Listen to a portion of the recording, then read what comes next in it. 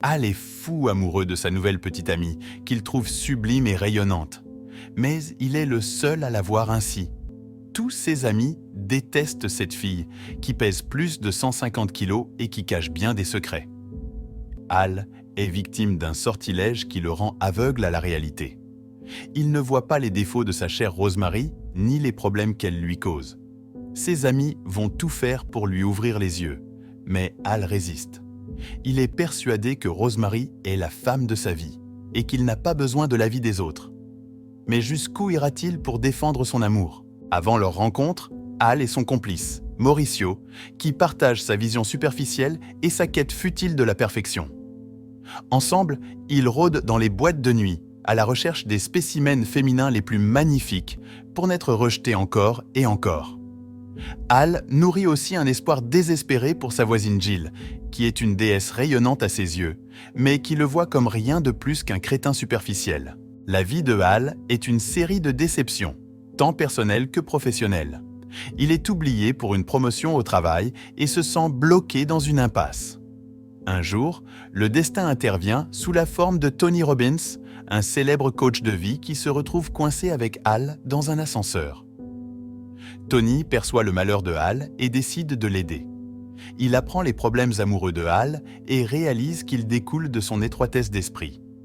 Tony hypnotise Al pour qu'il voie la beauté intérieure des gens au lieu de leur apparence extérieure. Al n'a pas conscience de ce changement et pense que Tony lui a donné un conseil magique. Al sort de l'ascenseur et entre dans un nouveau monde. Il voit des femmes banales ou même laides comme magnifiques et irrésistibles. Il offre sa casquette à une femme obèse, mais qui ressemble à un top modèle pour lui.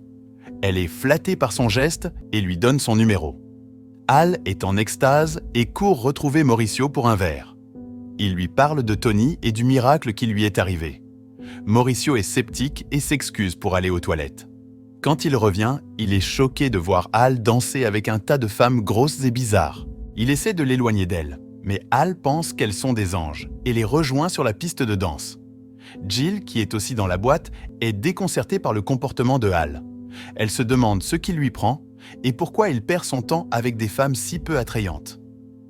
Le lendemain, les yeux de Al sont attirés par une radieuse vision de beauté, une blonde mince et magnifique qui glisse dans le magasin tel un cygne sur un lac. Il la suit, le cœur battant, avide d'entreapercevoir son visage. Il l'aborde avec un sourire et un compliment, espérant lancer une conversation. Il est émerveillé par sa beauté, qui brille comme une étoile dans le ciel nocturne. Rosemary, qui a vécu dans l'ombre de son apparence, est déconcertée par l'intérêt de Al. Elle pense qu'il se moque d'elle, lui fait une cruelle plaisanterie. Elle a vu comment les gens la regardent, avec pitié ou dégoût. Elle a l'habitude d'être ignorée ou tournée en ridicule par les hommes. Mais en parlant avec Al, elle réalise qu'il est sincère. Il voit quelque chose en elle que personne d'autre ne voit. Il la voit comme une personne, pas seulement comme un corps. Il la voit comme belle. Rosemary accepte d'aller déjeuner avec Al, où elle révèle qu'elle est bénévole dans un hôpital et membre du Peace Corps. Elle lui dit aussi qu'elle est la fille du patron de son patron, Steve Shanahan. Elle commande la moitié du menu, ce qui surprend Al. Il n'a pas l'habitude de voir des femmes minces manger autre chose que des salades ou des soupes. Il se demande comment elle maintient sa silhouette avec un tel appétit. Pendant qu'ils discutent, une catastrophe se produit et la chaise de Rosemary s'effondre sous son poids. Al est furieux et affronte le gérant pour avoir utilisé des chaises bon marché dans son restaurant. Il défend l'honneur et la dignité de Rosemary, la faisant se sentir spéciale et considérée. Après leur rendez-vous, Al doit revoir Rosemary, ce qui la bouleverse. Elle n'a jamais ressenti cela auparavant. Elle ne s'est jamais sentie aimée auparavant.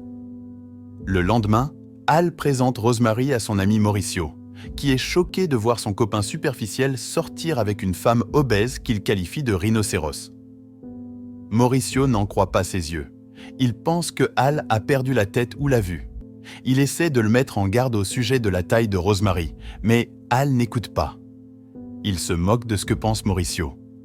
Tout ce qui compte pour lui, c'est Rosemary. Rosemary emmène Al à l'hôpital où elle est bénévole et lui présente les enfants malades dont elle s'occupe.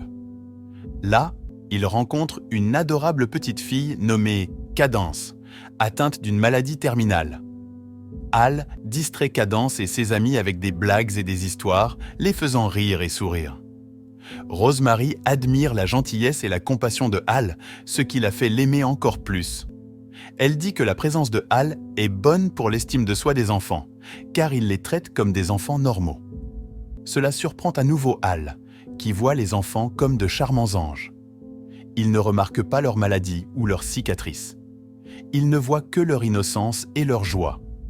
Rosemary raccompagne Hal chez lui, où elle rencontre sa voisine Jill. Jill est amusée de voir Hal avec une autre femme obèse. Elle pense qu'il a un fétiche ou un CAS de charité. Elle se moque de lui et de sa petite amie, faisant sentir Rosemary mal à l'aise et honteuse. Après le départ de Jill, Hal invite Rosemary chez lui, mais elle décline l'invitation.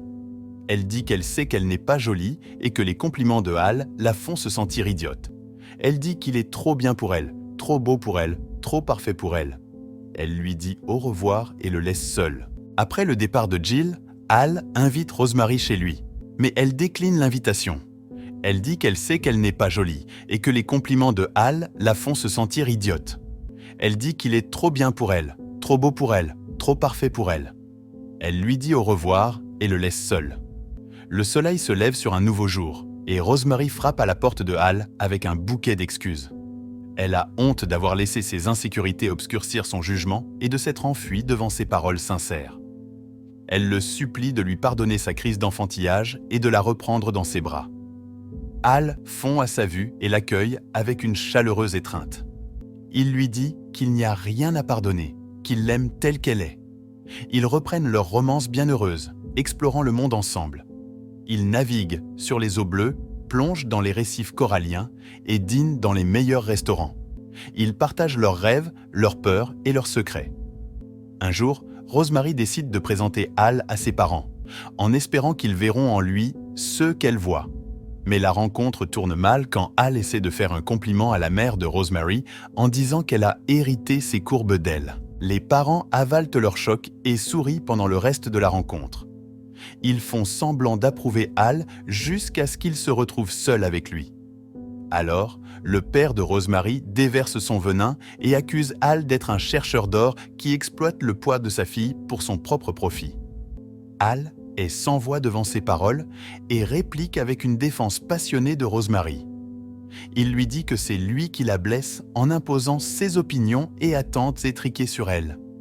Il lui dit qu'il n'a aucune idée à quel point Rosemary est incroyable, comme elle irradie la beauté de l'intérieur et de l'extérieur. Il lui raconte comment il est tombé amoureux d'elle au premier regard, comment elle a été la seule à le voir pour ce qu'il est vraiment. Il la ramène chez elle et ils font l'amour pour la première fois. Rosemary est nerveuse de dévoiler son âme et son corps à lui, mais il la fait se sentir en sécurité et chérie. Ils atteignent de nouveaux sommets d'extase et d'intimité. Rosemary a l'impression de vivre un conte de fées et se demande si cela durera. Le lendemain matin, Jill voit Rosemary sortir de l'appartement de Hal d'un pas léger. Elle pense que Hal a enfin vu la lumière et abandonné ses standards superficiels.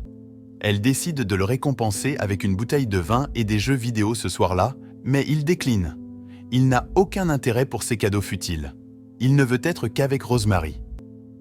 Hal se tient devant ses patrons, rayonnant comme une étoile. Il fait une présentation brillante qui les éblouit par ses idées et ses compétences. Monsieur Shanahan, le grand patron, l'invite dans son bureau. Il a quelque chose à dire. Il se souvient de la veille, quand il a rencontré Hal au restaurant avec sa fille Rosemary. Il ressent une pointe de honte pour l'avoir jugé si durement et avoir été si grossier avec Hal. Il s'excuse et lui dit quelle chance il a d'avoir une petite amie aussi merveilleuse. Il félicite aussi son travail et lui offre une promotion. Il veut que Hal travaille directement sous lui. Hal est ravi. Il remercie Monsieur Shanahan et part avec le sourire. Mauricio l'attend dehors. Il a l'air inquiet. Il a vu Hal avec Rosemary et ça ne lui plaît pas. Il pense que Hal a perdu la tête.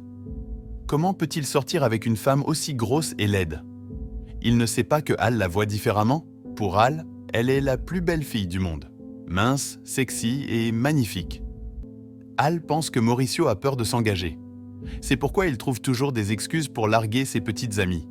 Il a même rompu avec une fille parce que ses orteils étaient bizarres. Hal ignore les conseils de son ami et continue de voir Rosemary. Il l'aime plus que tout. Ils font un double rendez-vous avec Walt et Tanya. Walt est l'ami de Hal, qui a une infirmité motrice cérébrale, une condition qui affecte sa colonne vertébrale et sa mobilité. Tanya est sa petite amie qui travaille à l'hôpital pour enfants où Walt fait du bénévolat. Rosemary les connaît aussi, car elle fait également du bénévolat là-bas. Ils passent un très bon moment ensemble, riant et appréciant la compagnie des autres. Ils partent aussi en week-end, où ils croisent Ralph Owens, l'ex-petit ami de Rosemary du Peace Corps. Il est surpris de la voir avec Hal, mais il est content pour elle. Il peut dire qu'elle est amoureuse. Il leur souhaite le meilleur et part. Pendant ce temps, Mauricio est désespéré de trouver un moyen de briser le sortilège que Tony Robbins a jeté sur Hal. Mauricio retrouve Tony Robbins et le supplie d'annuler l'hypnose.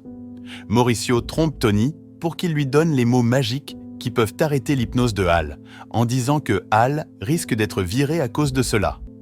Les mots sont « Le superficiel Hal veut une nana ». Hal et Rosemary partagent un dîner romantique dans un restaurant chic. Elle lâche la bombe qu'elle part pour Kiribati, une nation insulaire éloignée où la pauvreté et les maladies sévissent. Elle rejoint Ralph, son ex-petit ami et volontaire du Peace Corps, pour une mission de 14 mois. Hal ressent une poussée de jalousie et de colère. Il l'accuse d'avoir encore des sentiments pour Ralph, le belâtre qui lui a brisé le cœur. Il ne remarque pas que le collier maudit de Rosemary a fait une autre victime. La chaise sur laquelle elle est assise se casse sous son poids. Il l'aide à se relever et part en trombe se plaindre au gérant. Pendant qu'il attend à la réception, son téléphone sonne. C'est Mauricio, son meilleur ami, qui crie une étrange phrase dans son oreille. Hal est confus, mais avant qu'il puisse demander ce qui se passe, Mauricio raccroche. Le sortilège est rompu. Les yeux de Hal s'ouvrent à la réalité de l'apparence des femmes. Il voit une femme obèse dans la robe de Rosemary, en train de s'empiffrer avec la nourriture de sa table. Il n'arrive pas à croire que c'est elle. Il est sur le point de l'affronter quand Mauricio arrive et l'entraîne dehors. Il explique tout. Hal est choqué et furieux. Il se moque des excuses de Mauricio et de l'aide de Tony. Il lui dit qu'il était heureux avec Rosemary, même si elle était grosse et laide aux yeux des autres. Il l'aimait pour ce qu'elle était à l'intérieur.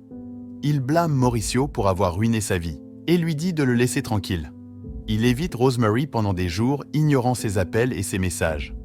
Il essaie de contacter Tony, mais il est introuvable. Monsieur Shanahan lui demande si tout va bien entre eux. Hal ment et dit que oui, mais il sait qu'il ne peut pas l'éviter éternellement. Jill remarque la transformation de Hal. Elle le voit comme un partenaire potentiel et le poursuit avec acharnement. Elle l'invite à dîner dans un restaurant chic où il accepte à contre-cœur d'aller. Là, il tombe sur Rosemary, qui a une réunion de famille. Elle voit Hal et Jill ensemble et se sent trahie. Elle s'enfuit en larmes, laissant Hal confus et le cœur brisé. Hal essaie d'appeler Rosemary pour tout expliquer, mais elle n'écoute pas.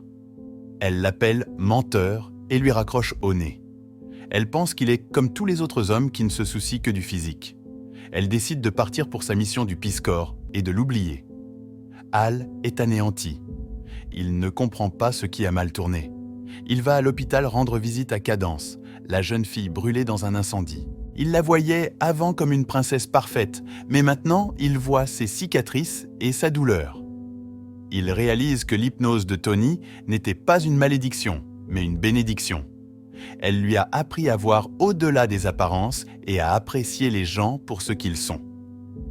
Il apprend aussi que Mauricio a ses propres insécurités. Il a une queue qu'il cache à tout le monde. Il était jaloux du bonheur de Hal et avait peur de la solitude. Il avoue ses sentiments et présente ses excuses à Hal. Hal lui pardonne et l'encourage à embrasser son unicité. Hal décide de conquérir à nouveau Rosemary. Il découvre qu'elle part bientôt pour sa mission et que son ex-petit ami Ralph la veut de retour. Il se précipite au bureau du Peace Corps et affronte Ralph. Il lui dit qu'il aime Rosemary et la suivra où qu'elle aille. Il arrive à la fête d'adieu de Rosemary avec Mauricio et Ralph. Il supplie Rosemary de lui donner une autre chance et déclare son amour pour elle devant tout le monde. Rosemary est touchée par sa sincérité et accepte ses excuses. Elle lui dit qu'elle part toujours pour sa mission, mais qu'il peut venir avec elle s'il le souhaite. Hal accepte sans hésiter. Il essaie de la soulever dans ses bras en héros, mais échoue lamentablement. Elle rit et le porte à la place comme une héroïne. Ils partent heureux, tandis que Mauricio rencontre une femme qui aime les chiens. Il remue la queue et s'en va avec elle. Êtes-vous d'accord avec le message du film que la beauté est dans les yeux de celui qui regarde? Ou pensez-vous que Hal était mieux de voir les gens tels qu'ils sont vraiment? Et qui était votre personnage préféré dans le film? Le mien était définitivement Mauricio, le meilleur ami de Hal qui avait une queue. Il était tellement drôle et loyal, même s'il a essayé de saboter la relation de Hal avec Rosemary. Faites-moi part de vos réflexions dans la section des commentaires. Merci de m'avoir regardé et à la prochaine.